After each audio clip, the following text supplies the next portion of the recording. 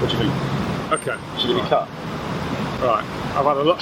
Since you asked me, I've had a lot of thought on this. A lot of things going on. I mean, you come to Holmfirth, fairly wealthy, middle classy, white area, lovely spot. So asking people here is going to be different from asking them in Chapeltown in Leeds. Yeah. So if you ask someone that's lost 20 quid a week off their universal credit, they're going to say, yeah, cut it. Of course they are. What do you think? I'm on their side at the moment, actually. Yeah. And some of the aid we give, I mean, it's people like Oxfam should be feeding the starving, and our OCs should be doing the development work.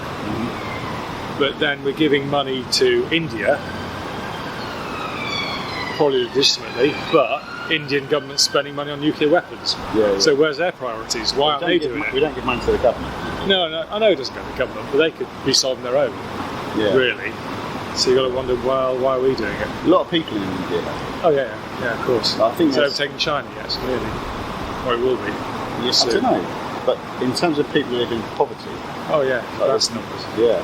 More people living on less than £2 a day in India than there is in the whole of Africa. So look on the map; they look different size. Yeah. So there's a lot of wealth in India, obviously. People talk about the space program. Yeah. There's also a huge amount of poverty. So I guess the question is: so why are we doing it rather than doing it themselves? Yeah. Really? Yeah. If you were born into poverty in India, though, would you want help externally if you've lost faith of course in you your would. own government? Yeah, of course you would. Yeah, so the government might not be reaching those parts. Yeah.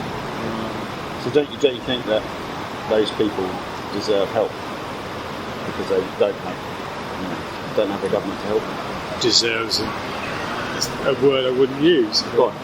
Tell me more. What makes you deserving? I don't know. I mean, there's an awful lot of people that haven't got enough to eat. Yeah, okay. I said Oxfam and UNICEF, and they're great at feeding the starving, but they're not going to do anything more permanent. Really. Yeah. So it needs to be both, right? I wouldn't want to put the money into that. I'd want to do it into the development. The development's difficult when where you're operating's problematic with governments. Yeah. Well, how would you see the difference then between like feeding the starving and doing development? Like how are those two different? Because hard though it is, feeding the starving is a temporary fix. That's not going to help next year or the year after, really. It's having the lower birth rate, the education, the prospects, all of that sort of thing.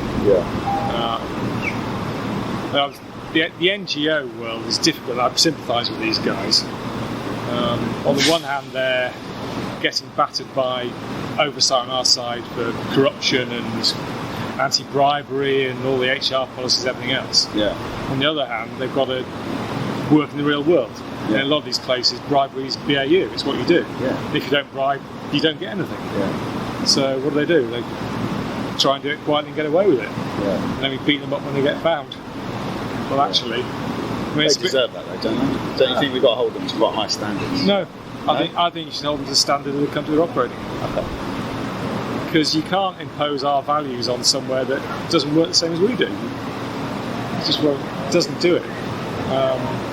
I think, unless we're trying for regime change or getting everybody to be capitalist Western democracies, it ain't going to work. Yeah. And if the aim is to help the poor, then you just got to work with whoever happens to be leading the country. I mean, Turkey, not exactly the best regime in the world, but the refugees they've got in their border, they're looking after. Yeah, lots of Syrians go that Jesus, yeah. Erdogan's saying, if you don't give us money, we'll send them across the border to Europe. Yeah. I don't think you should heed that threat, and we should just be helping him pay. Yeah. What about in Africa? Africa, I think that's unsolvable. We'll throw money at it, and I don't think we'll ever do anything. Would it surprise you if I told you that we've halved the number of people who live in poverty, like on less than about £2 a day in the last decade? Yeah, it's surprising. But actually, most of that is in Asia. Right, okay. Yeah. But maybe that shows it is doable. I don't think it is in Africa. I think it's so fragmented and tribal, and They don't have nation states in their minds as Western Europeans do. Mm-hmm. It's much more local loyalties, tribal, village loyalties. I don't think that is going to be fixed by us, actually. No matter how much we might want to. Yeah. And we've got post-colonial guilt about how we left them. Fixed by them, isn't it? Yeah. Yeah. But don't you think we should help them while they're fixing it?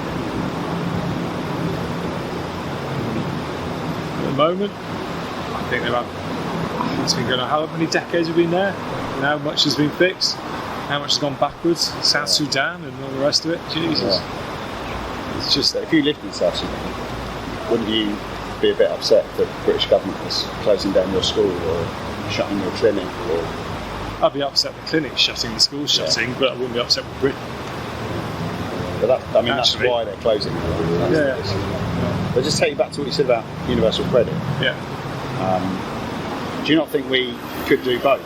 That we could keep helping, let's just randomly take a country like South Sudan, keep those schools open, keep those clinics open, hope that the government and locally, people can find solutions. But at the same time, not cancel its universal credit uplift, not put people in leads that you're talking about. Okay, and not put student loan repayments up and let's do lots of other stuff. And the money comes from where? Actually. I mean, if you ask people around here if they want a tax rise, there's not going to be many say, yeah, I'll do that. Yeah, I love foreign aid, and I'll pay more for it.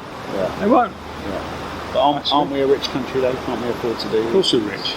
But if you want to do all of this, we'll become less rich. Yeah. But it's all relative. Yeah. Comparatively. Okay, £5 a week to me is bugger all. Okay. And that's 3 families at £2 a week in Africa. Mm-hmm. Yeah, fine. But £5 come £10, come 20 quid. And is that 20 quid a week better off paying for... Well, where does it end? Is that what you're saying? Yeah. So what about this idea of only doing 0.7? Just capping. So just 70p in every £10 for the size of the economy. So only 0.7. Not going any higher than 0.7. I think they'll get it back to 1. Yeah. But there'll be another 10 years before we do. Right. But is 1 enough, or should it be 2 or 3? Or what else are we spending? If every rich country did 0.7, that would be enough to meet the global goals from the UN. Yeah. The Sustainable Development Goals. But most won't. A bit like NATO, they won't put the money into NATO. They should be doing. The Americans want them to do. What do you think about Britain, though? Because Britain's the only G7 country that cut aid this year in the global pandemic. France has gone up, Germany's gone up, Americans have gone up. That's their choice. They live with it. I'm quite happy with 0.7 at the moment. Yeah. Actually. But they've cut from 0.7 to 0.5 though, this year. Right. I guess that's what's been in the papers. Yeah. So, but you're happy to get back to 0.7 and I hadn't heard it gone from 0.7 to 0.5. Yeah. That hasn't gone to me at all. Right. I'm not a Radio 4 listener, so it hasn't filtered out. I'm quiet. So it's not that you think we should scrap it? I don't think we should scrap it.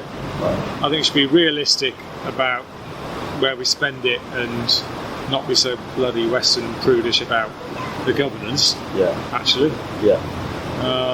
And I think it should be in areas where that might actually make a difference that's permanent rather than just temporary helping to feed people. Right.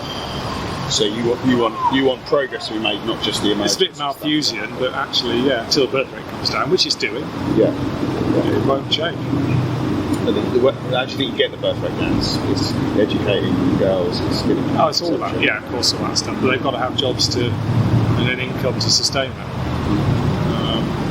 And if children survive, then families don't have more children. Well, that's right. Yeah. Like Victorians here had 8-10 kids because they'd lose 5 before they were out of nappies. So this is why, like vaccinations for children. Great. All that. The malaria vaccine has just been developed. Heard about last week. Yeah. Fantastic. But how long has it taken to come up with that? We've got bloody COVID and English people are dying, and all of a sudden we've got a vaccine. Yeah. The malaria kills how many hundreds of thousands a year? Millions? More people. And it's been going for bloody decades, and we've done nothing about it because it's poor and it's black and it's Asian. So have you got any questions or like lingering doubts? Well, it makes us feel better that we're doing something. Mm-hmm. There is some sort of middle class guilt on that. we ought to be helping the poor people. And yeah, it's a valid thing to do, but at the moment when we've got other priorities, then I'm okay with reducing what we give. Yeah. So you think we're always going to have other priorities then?